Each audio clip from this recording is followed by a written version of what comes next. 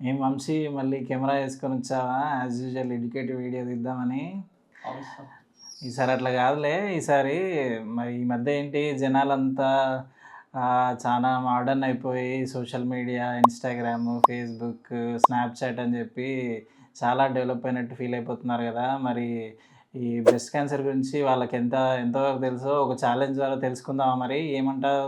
తప్పకుండా సార్. ఈ వీడియోతో ఎంతమంది ఎడ్యుకేటెడ్ ఉన్నారో తెలిసిపోతుంది. అవునా? అబ్బా! అయితే మన దగ్గరికి పూజ, ప్రియ అని ఇద్దరు పేషెంట్స్ హాస్పిటల్‌కొచ్చారు. ఇద్దరు ఏజ్ అరౌండ్ 40 ఇయర్స్ ఉంటది.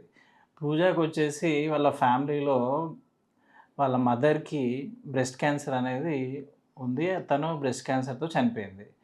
ఇప్పుడు ఈ పూజకొచ్చేసి BRCA1 మ్యుటేషన్ అని ఉంటది. అది పాజిటివ్ ఉంది.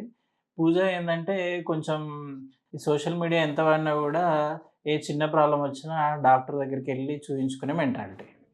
మరి ప్రియా దగ్గరికొచ్చేసరికి ప్రియా కొంచెం hyper active, social media influencer. ఇన్‌స్టాగ్రామ్‌లో యాక్టివ్‌గా ఉండాలా? ఆ!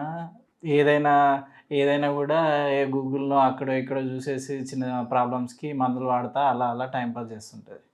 ప్రియ దగ్గరికొచ్చేసరికి ప్రియాకి పెద్దగా ఏం ప్రాబ్లమ్స్, హెల్త్ ప్రాబ్లమ్స్ ఏం లేవు. కానీ చిన్నగా బ్రెస్ట్‌లో ఏదో చిన్న గడ్డలా ఉంటే దాన్ని నెగ్లెక్ట్ చేస్తూ వచ్చింది. మరి ఈ ఇద్దరిట్లలో ఎవరు ఎక్కువ రోజులు బతికుంటారు? అరెరెరే! పెద్ద సమస్య వచ్చి పడిందే. మీరు కామెంట్స్ రూపంలో తెలియజేయండి. చూద్దాం.